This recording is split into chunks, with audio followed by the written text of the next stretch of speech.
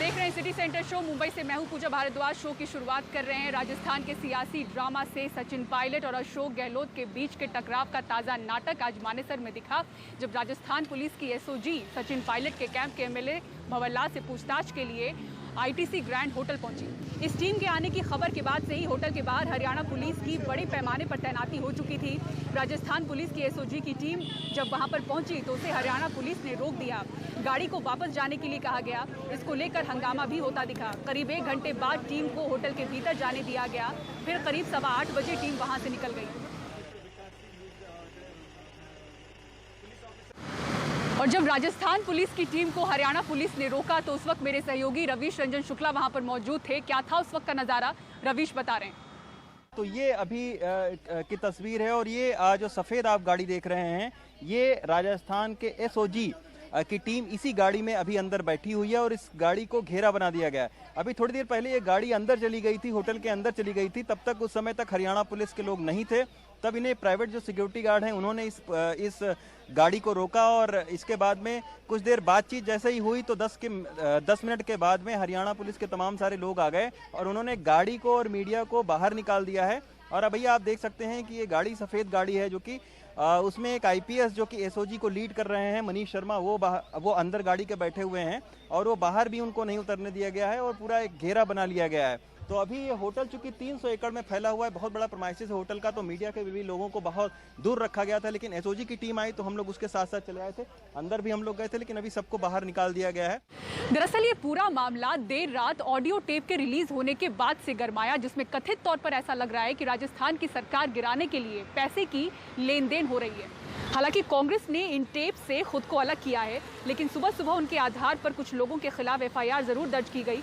उधर कांग्रेस ने इस मामले में अपनी शिकायत में बीजेपी नेता गजेंद्र सिंह शेखावत और पायलट समर्थक विधायक भंवरलाल का नाम लिया है। हालांकि गजेंद्र सिंह शेखावत ने साफ कर दिया है कि इस टेप में उनकी आवाज नहीं है।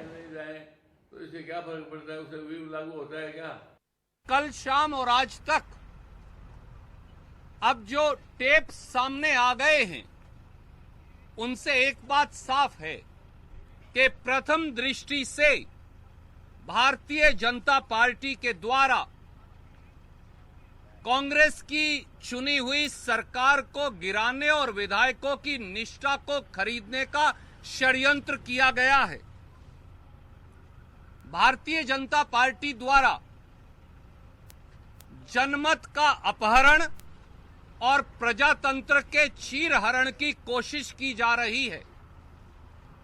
राजस्थान सरकार गिराने का घिनौना षड्यंत्र अब बेनकाब हो गया है, उसकी परतें खुलने लगी हैं। अब यह साफ है कि चीन या कोरोना से लड़ने की बजाय भारतीय जनता पार्टी और मोदी सरकार सत्ता लूटने का काम कर रही है। और ये आज मुख्यमंत्री जी के बयान से साबित होता है कि आज उन्होंने एक इंटरव्यू में बयान दिए। उन्होंने कहा कि जब मैं एमपी बना तो सचिन पायलट 3 साल के थे और अभी आ जाएं तो मैं उनको गले लगा लूं। तो भैया गले ही लगा लो, राजस्थान की जनता को क्यों छोड़ रखा अभी सारा। दूसरी बात उन्होंने कही उसी दौरान कि 1.5 साल से हमारा कोई संवाद ही नहीं। कितनी विचित्र बात है कि मुख्यमंत्री और उप मुख्यमंत्री का संवाद ही नहीं। बीजेपी कहां से आ गई। और दिल्ली में आज उमस भरा मौसम रहा, लेकिन थोड़ी देर की बारिश ने लोगों को जरूर राहत पहुंचाई। दिल्ली के कई इलाकों में आज बारिश हुई। मौसम विभाग के मुताबिक ऐसा अनुमान था कि दिल्ली का मौसम थोड़ा बादलों भरा होगा। कस्तूरबा गांधी मार्ग, जंतर मंतर, कई इलाकों से बारिश की तस्वीरें सामने आई। और ऊपरी पहाड़ी राज्यों में लगातार हो रही बारिश के चलते असम के गुवाहाटी के बीच से होकर गुजरने वाली ब्रह्मपुत्र अपने पूरे उफान पर है, जिसकी वजह से गुवाहाटी के आसपास के ज्यादातर गांव पानी में डूबे हुए नजर आ रहे हैं। लोगों का कहना है कि एक तो कोरोना वायरस के चलते लॉकडाउन की मार झेल रहे हैं, दूसरी तरफ बाढ़ से बुरा हाल है। लोगों के पास खाने पीने के लिए कुछ नहीं है, पानी में अपना घर गंवा चुके हैं, अब सड़कों पर तंबू गाड़कर रहने पर मजबूर हैं। पर्याप्त मात्रा में सरकारी सहायता नहीं पहुंच रही है, जिसके कारण लोगों का रहना यहाँ मुहाल हो गया है। असम के 27 जिलों में अभी तक कुल 71 लोगों की मौत बाढ़ के चलते हो चुकी है।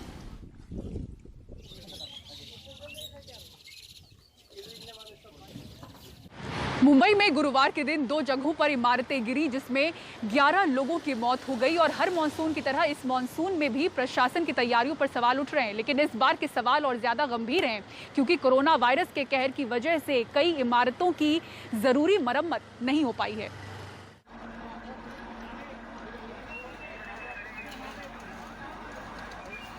गुरुवार के बाद शुक्रवार के दिन भी मुंबई के फोर्ट इलाके में मलबे को हटाकर लोगों को निकालने का काम जारी रहा।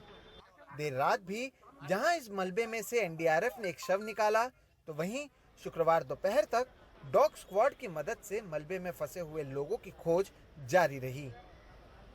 जगह कम नैरो एरिया होने के साथ साथ बिल्डिंग का जो कंडीशन है उसकी वजह से हमें समस्या हो रही है। डिब्रीज का जो इस एक साइड में होना उसकी वजह से समस्या हो रही है। कल, आज तो नहीं, बट कल बारिश जो हो रही थी उससे थोड़ी समस्या हमें होती। बट इस समस्या को देखते हुए हमारी जो ट्रेन एनडीआरएफ पर्सन है वो लगातार इसी काम करते रहे, तो इसलिए हमें करने में हमें आसानी हो रही है। फोर्ट में जिस इमारत में यह हादसा हुआ वो बीएमसी मुख्यालय से महज कुछ ही दूरी पर मौजूद है। गुरुवार को मुख्यमंत्री उद्धव ठाकरे और बीएमसी कमिश्नर भी इस जगह पर नजर आए। बीएमसी से जब इस हादसे और शहर के दूसरी इमारतों के बारे में पूछा गया तो उनकी ओर से कोई ठोस जवाब नहीं दिया गया। तो बीएमसी का फिर कोई रोल नहीं है उसमें। जो महाडा है हर साल 15 मई को ये एक लिस्ट जारी करता है कि बम्बई में जो 16,000 बिल्डिंग्स हैं उसमें से ये बिल्डिंगें हैं जिनको धोखा है, खाली कराया जाए। और महाडा उनको खाली करवाता है और उनको जो टेनेंट्स हैं उनको ट्रांजिट कैंप में डालता है। महाडा के 56 कॉलोनीज हैं बम्बई में, उनके ट्रांजिट कैंप्स हैं। वहाँ ट्रांजिट कैंप्स में रखा जाता है जब तक बिल्डिंग का रीडेवलपमेंट ना हो जाए। तो ये सब कार्रवाई महाडा की तरफ से की जाती है। एक आरटीआई के मुताबिक साल 2013 से साल 2019 के बीच मुंबई में इमारत और दीवार ढहने से 300 लोगों की मौत हुई है और 1000 से ज्यादा लोग घायल हुए हैं। हर साल जहां मॉनसून से पहले कई इमारतों की जांच प्रशासन की ओर से की जाती थी, तो वहीं इस साल कोरोना और लॉकडाउन की वजह से वो भी संभव नहीं हो पाया, जिससे परेशानी और बढ़ गई है। जब पुनर्विकास की परमिशन मिलती है तब विकासक हो, बिल्डर हो या और कोई भी हो, वो ये सोचते कि इमारत की मरम्मत क्यों करे, लेकिन मरम्मत ना करने की वजह से मनुष्य हानि हो सकती है। ये अभी साफ हुआ है। इसलिए ये बहुत ज़रूरी है कि जब तक इमारत पूरी तरह से आप गिरा न दें तब तक उसकी मरम्मत करके उस इमारत में जो लोग रहते हैं उनकी सुरक्षा करने की बहुत ज़रूरत है। हर साल मॉनसून में जर्जर इमारतों को पहले नोटिस दी जाती है और बाद में जब हादसा हो जाए तब जांच के आदेश दे दिए जाते हैं। लेकिन क्या वाकई प्रशासन के पास इसके अलावा इस तरह के हादसों से बचने के लिए क्या कोई दूसरा विकल्प मौजूद नहीं है? मुंबई से कैमरा पर्सन प्रवीण जिरोहित के साथ सोहित मिश्रा, एनडीटीवी इंडिया। देश में कोरोना वायरस से संक्रमित मरीजों का आंकड़ा 10 लाख के पार जा चुका है और इनमें से 28% मामले महाराष्ट्र राज्य से हैं, यानी कि महाराष्ट्र अभी भी कोरोना ग्राफ में सबसे ऊपर चल रहा है। राज्य का 60% मामला जहां मुंबई से मई महीने में आया करता था, अब नए हॉटस्पॉट्स यहां पर बन रहे हैं। सबसे ज्यादा मामले ठाणे, पुणे और दूसरे जिलों से आ रहे हैं। देखिए रिपोर्ट। एक दिन में रिकॉर्ड 8,641 नए केस, 24 घंटों में आने वाला अब तक का सबसे ज्यादा आंकड़ा। महाराष्ट्र में कोरोना के मामले 2,84,281 पहुंच गए हैं। अब तक 11,194 लोग की वायरस से मौत हो चुकी है। राज्य में कोरोना संक्रमण के कई नए हॉटस्पॉट बन गए हैं। पुणे और ठाणे ने मुंबई को पीछे छोड़ दिया है। गुरुवार को जारी आंकड़ों के मुताबिक राज्य के एक्टिव यानी मौजूदा 1,14,648 संक्रमितों में से ठाणे में राज्य के 30% यानी 34,821 मामले हैं। पुणे में 23% यानी 27,389 मामले और मुंबई में घटकर करीब 21% रह गए हैं। मई महीने में राज्य में कोरोना संक्रमित कुल मरीजों में से 60% केवल मुंबई में थे, लेकिन अब मुंबई में 24,307 एक्टिव केस हैं। औरंगाबाद, सोलापुर और जलगांव जैसे जिलों में संक्रमण तेजी से बढ़ रहा है। औरंगाबाद में 3,686 एक्टिव मामले हैं, सोलापुर में 2,191 एक्टिव मामले हैं और जलगांव में 2,401 एक्टिव मामले हैं। ऐसे जिलों में संक्रमण तेजी से बढ़ रहा है। इन्हीं जिलों के कारण देश भर के कुल कोरोना मामलों में महाराष्ट्र की हिस्सेदारी 28.31% की है। महाराष्ट्र में ठीक होने की दर 55.63% है, मगर मृत्यु दर 3.93% है। देश के 2.55% की डेथ रेट से आगे। महाराष्ट्र इंडियन मेडिकल एसोसिएशन के अध्यक्ष डॉक्टर अविनाश भोंडवे इसके कई कारण बता रहे हैं। ये तो प्रॉब्लम कॉमन है कि टेस्टिंग जितना होना चाहिए उतना नहीं हो रहा है, लेकिन दूसरी बात ये है कि इन जगह पर जो है आजू बाजू में काफ़ी विलेज एरिया है और वहाँ से जो पेशेंट्स आते हैं वो देरी से आ रहे हैं। शुरू में जो लोग हैं वो जब सर्दी खांसी या कोई भी लक्षण रहे तो उस पर ध्यान नहीं देते, और जब बढ़ जाता है तो मामूली दवाइयाँ लेते हैं, और जब कोई सीरियस प्रॉब्लम हो जाता है तभी वो सिटी में आके एडमिट हो रहे हैं। तो उधर भी अभी ये जो महामारी है वो जोरों से फैल रही है। दूसरी तरफ से वहाँ पर भी बेड्स कम पड़ रहे हैं, वहाँ पर भी कॉन्टैक्ट ट्रेसिंग और जो भी टेस्टिंग होना चाहिए वो ठीक तरह से नहीं हो पा रहा है। मई जून में मुंबई के बिगड़े हाल को जिस तरह बीएमसी ने सख्त नियमों के साथ संभालने की कोशिश की, अब एक्सपर्ट यही रणनीति महाराष्ट्र के दूसरे प्रभावित जिलों में अपनाए जाने की जरूरत बता रहे हैं। मुंबई से पूजा भारद्वाज, एनडीटीवी इंडिया। और देश के रक्षा मंत्री राजनाथ सिंह अपने 2 दिवसीय दौरे पर ले पहुंचे हैं और उन्होंने भारतीय सेना के कार्यक्रम में हिस्सा लिया। स्टाकना में भारतीय सेना के खास कार्यक्रम में जवानों ने पैराड्रॉपिंग और अन्य करतबों से शक्ति का खास प्रदर्शन किया। इस दौरान सेना के अधिकारियों के साथ रक्षा मंत्री खुद एक राइफल से निशाना लगाते हुए नजर आए। वहीं अमेरिका में बने C-130J सुपर हर्क्यूलिस मालवाहक विमान से कई पैराट्रूपर्स नीचे कूदकर करतब दिखाते हुए दिखे। ये प्रदर्शन राजनाथ सिंह के दौरे के दौरान हुआ। पैराट्रूपर्स ने एक एक करके C-130 हर्क्यूलिस विमान से छलांग लगाई।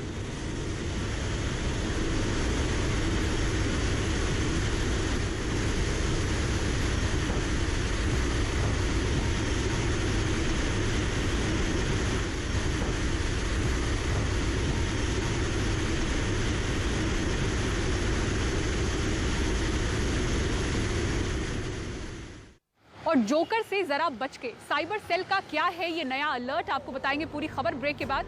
बने रहिए सिटी सेंटर शो के साथ। यहाँ पर एंटर कर रहा हूँ वहाँ पर भी दिखाई दे रहा है, देखिए उस स्क्रीन पर भी जो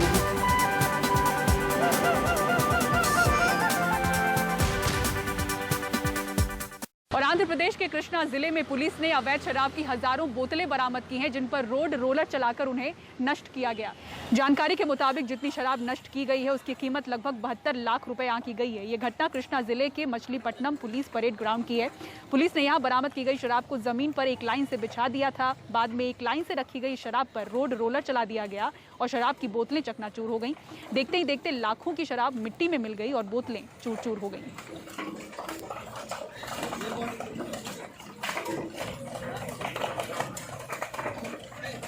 और सोशल मीडिया यूजर्स के लिए एक अहम खबर, देखिए किस तरह से महाराष्ट्र के साइबर सेल ने एक जोकर नाम का अलर्ट जारी किया है। इस समय हमने एक्सेस किया है एक एथिकल वे से। यहाँ पर आप देख सकते हैं बिल्कुल मेरे मोबाइल में जैसी स्क्रीन है वैसी ही स्क्रीन यहाँ पर मौजूद है। जोकर से बचकर रहें। इसके जरिए साइबर चोर अपने कंप्यूटर पर आपके मोबाइल की सारी जानकारी कुछ इस तरह देख पाने में सक्षम है। ये सारी एक्टिविटी जो है वो हैकर का जो लैपटॉप है या कंप्यूटर है इस पे दिखाई दे रही है। इतना ही नहीं, आप अपने मोबाइल पर कौन सा ऐप खोल रहे हैं,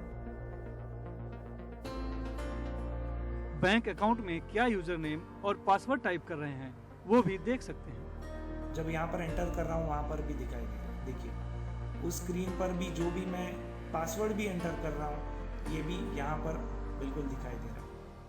महाराष्ट्र साइबर सिक्योरिटी के मुताबिक जोकर एक ऐसा मालवेयर है जो एप्लीकेशन के जरिए आपके मोबाइल या कंप्यूटर में घुसपैठ करता है और सारा डेटा चुरा लेता है। इंफॉर्मेशन चुराने के बाद, ये डेटा थेफ्ट करने के बाद, ये मॉलवेयर बिना विक्टिम की जानकारी के ऑनलाइन सब्सक्रिप्शंस में अप्लाई करता है और ऑटोमेटिकली विक्टिम के अकाउंट से पैसे कट कर उन सब्सक्राइबर्स के पास चले जाते हैं। ये एक बहुत ही डेंजरस फाइनेंशियल एक्टिविटी है। इससे पूरा अकाउंट तक विक्टिम का खाली हो सकता है बिना विक्टिम की नॉलेज के, क्योंकि जो OTP कोड्स वगैरह विक्टिम को आएंगे वो भी ये चुरा लेता है और विक्टिम की नॉलेज में आने नहीं देता है। महाराष्ट्र साइबर सिक्योरिटी के मुताबिक शक के दायरे में फिलहाल 11 एप्लीकेशन हैं जो जोकर से इन्फेक्टेड हैं। जानकारों के मुताबिक जोकर मालवेयर अलग अलग तरीकों से मोबाइल और कंप्यूटर में घुसते हैं। एप्लीकेशन में पिगीबैक किया जा सकता है, या दूसरा मेथड है SMS जरिए या ईमेल जरिए या व्हाट्सएप मैसेज जरिए ये एक अट्रैक्टिव मैसेज ड्राफ्ट करते हैं, जिससे हम उस मैसेज पर आकर्षित हो जाते हैं और उस लिंक पर क्लिक करते हैं जो वो मैसेज में आई होती है।